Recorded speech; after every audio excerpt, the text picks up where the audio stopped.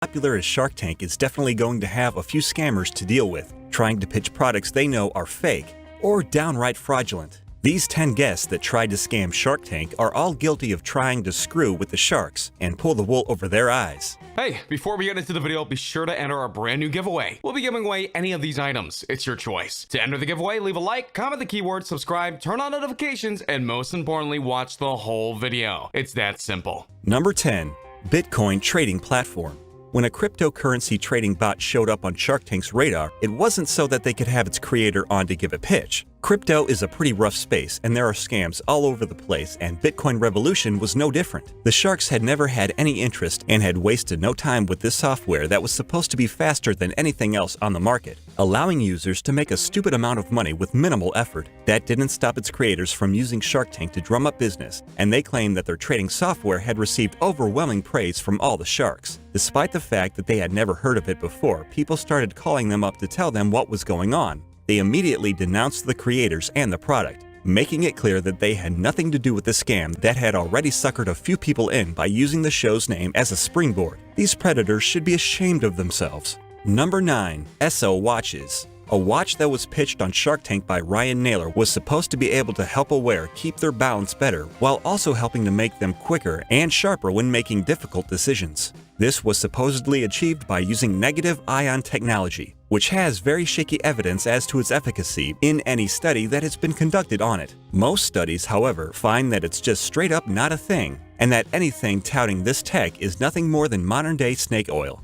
Mark Cuban wasn't about to let the charade go on any longer than he had to when the product was pitched to the sharks and called SO Watches a scam without missing a beat. He also shamed Naylor for being a charlatan and chased him out of the studio without letting him finish his pitch in its entirety. Number 8. Herchevik's Rogue Employee. While this scam didn't appear on the show at all, it all went down when Robert Herjavec was busy running his first business way back in the day. It seems that he had one salesman in particular who was running a little side business of his own and was using Herjavec's customers and his resources to keep his overhead way down. Herjavec found out about the scam when a manager of his left the company and decided to let him in on the fact that a coworker had been acting shady recently. One of his salespeople was making a point of selling his own products on his boss's dime, even going as far as telling Herjavec's clients that they were still working with Herjavec's company, despite the entire story being a total lie. When this salesperson's past deals were looked into, Herjavec found that he had been doing this for months, and nobody had been any the wiser.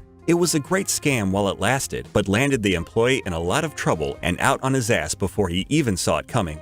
Number 7. Fake keto diet pill endorsements. When a company that was trying to push keto diet pills started making headlines, they knew they were in trouble. That's because they realized they had been caught red-handed trying to piggyback on the success of Shark Tank, stating that their product had made an appearance on the show, with all of the sharks clamoring to buy in immediately after the team finished their pitch. That, of course, wasn't true, and this unashamed scam had nothing to do with Shark Tank at all. The sharks were seriously pissed off, with Mark Cuban even taking to Twitter to publicly shame the scammers and ask anyone who had been duped to immediately report their purchase to the police so the criminals behind the scheme could be brought to justice. When a show gets as big as Shark Tank, people tend to take notice when it gets used in an underhanded manner, and it did not take long for the Better Business Bureau to stick it to the scammers, giving the company a grade of F. The keto diet pills ended up being nothing more than inert ingredients packaged to look fancy, and we're glad the sharks managed to shut them down before they managed to trick too many people.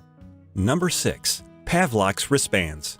Pavlov wristbands stood no chance when Manish Sethi, their founder, managed to piss off all the sharks all at once, with Kevin O'Leary really going off on him. Sethi had just told O'Leary that he ignored his pitch because he didn't like his personality, and that did not help him endear him with the other sharks either. He made himself out to be someone who has no real business sense when he told O'Leary what he thought about him, and the sharks weren't about to give a guy as immature as that any amount of money. His wristbands were also based on iffy science and are supposedly based on classical conditioning. They gave users a shock when they do something they're not supposed to do, which hasn't actually proven to change behavior in the least in the past. Mark Cuban backed up O'Leary when he also called Sethi a hack and a scammer right to his face when he claimed his product was a medical device, but couldn't point to any studies that he had performed himself to determine the device's safety or whether it actually worked the way Sethi said it did. Number 5. Titan Compression Shirts. Patrick Whaley, the founder of Titan Compression Shirts, spent a lot of time building his prototype shirt to use during his pitch on Shark Tank.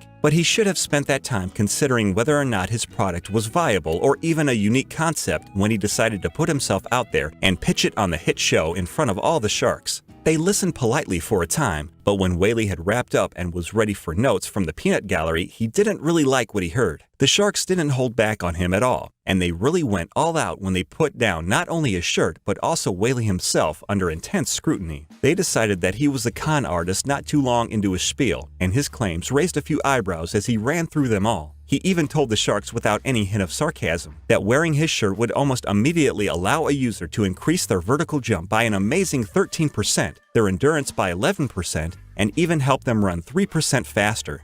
The compression shirt in question did have weights built in, but there was no evidence at all to support these claims, and Whaley couldn't even refer to studies that had been done. He made up all the numbers because they sounded good and thought the sharks would just let him off without questioning him. They definitely didn't, jumping at the chance to embarrass the guy for wasting their time. Whaley was sure that his company was worth at least $10 million, leading to the sharks laughing right in his face. Mark Cuban couldn't help but bring up the fact that his shirt, while stylish, was nothing new and pointed to a wealth of other shirts that achieved the exact same purpose as the Titan with half the cost attached. He made it clear that he wasn't about to spend his money on a product that had so much established competition, especially if its owner wasn't going to even try to be a straight shooter with the sharks and give reasonable answers to his reasonable questions. Number 4. Not So Happy Matt. If your kids are more like modern artists than children when it comes to keeping their food on their plates during mealtimes, the people behind Happy Matt would have you believe that they have your best interests in mind. That's the exact thing they also told the sharks when they tried to pitch their product in one episode, but the sharks were less than enthused about spending time talking about the product, which wasn't more than a molded, flexible plastic tray that's minimally easier to clean than standard plates. There's no real reason why anyone would think that this product was supposed to minimize the mess your kids are making, and the sharks saw nothing special in it at all. The entire premise of the Happy Mat seems to be a little off too, since it doesn't prevent messes and potentially increases them when you can't manage your troublesome toddlers. The plates are meant to be able to be tossed around without breaking, and we assume that they'll actually make kids more prone to throw them. The sharks immediately saw the idea was amazingly basic in theory and that their function wasn't thought out all that well. Plastic plates are a dime a dozen, and if you're trying to keep your kids happy by simply switching plates on them instead of spending more time with them, they'll end up walking all over you and causing more trouble more often than not. Number 3. M. Taylor Clothing App. A custom tailor can be amazingly useful, and M. Taylor was sure they nailed it when they pitched their new app to the sharks. Their product promises users to help make shopping for new clothes a total cinch, offering options to suit their exact preferences. Miles Penn, the creator of the app, didn't seem to think that the sharks were paying attention when he actually made fun of them halfway through his pitch, which didn't help his cause much. They definitely caught on to the fact that he was being a little snide and didn't take it well at all. Penn continued to go on about how his app allows users to select size, fabric, collar, and cuff size. He even added an option to let users decide whether they like to keep their shirts untucked or tucked in.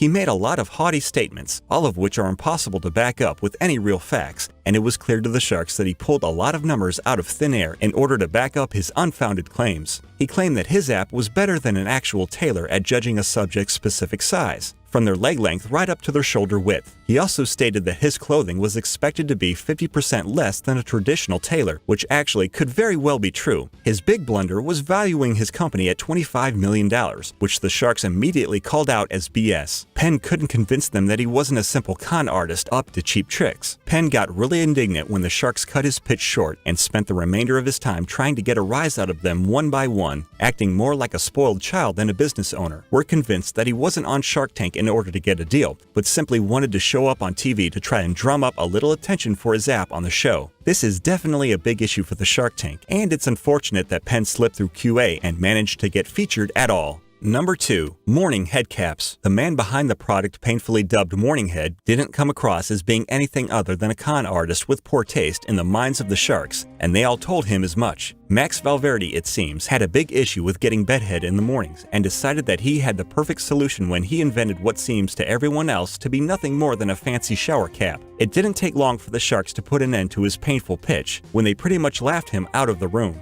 Valverde definitely hadn't put that much thought into his brilliant idea, and while the cap did seem like a better version of the standard shower cap, it wasn't a game changer. We can't help but bring up the idea that bedhead isn't even a big deal for most people, especially if you don't forget to take a shower before you wake up. Even if we're to assume that waking up 20 minutes earlier than usual to do so is an amazingly onerous task due to mornings being a serious rush, the entire problem can be totally solved by running a wet comb through your hair as you run out the door. When all is said and done, morning head isn't a big enough issue to warrant throwing money at such a scam of a product, and the name alone suggests that Valverde is not the sharpest businessman. The sharks saw right through his facade and weren't fooled at all, realizing almost immediately that morning head wasn't something they wanted to get in on. Max ended up getting nothing from the sharks and walked away with his tail between his legs. Number 1. Bathmatic app. The Bathmatic is an interesting idea, but doesn't have much practical sense when it comes right down to it, and the product really doesn't do much other than help rich people spend their money a little more quickly. This bathtub, designed for the rich and forgetful, uses an app to fill a tub to a pre-designated level, cutting the water off at a perfect level and temperature. That's pretty much it. The bathtub doesn't have all that much to it, and while it's a neat idea for an engineering student to put together as a side project, it's not something that's worthy of Shark Tank's savvy investors to toss their money at. Sure, having a bath set at the perfect temperature is great for a bit, but it's not like it won't start to cool down before you even dip your toes in. Even more worrying is the fact that anyone else who would find this to be remotely useful are people who have extreme trouble remembering anything for longer than a few seconds at a time. If someone's too stupid to remember to turn off the tap before the tub overflows, obviously isn't paying attention to what they're doing, and if you're too pressed for time to keep an eye on these things, then you'll probably be happier with a shower, which negates all these issues entirely. The sharks weren't buying into the hype that the Bathmatic team was trying to push on them, and they were quick to run them out with no offers and no chance of making a deal.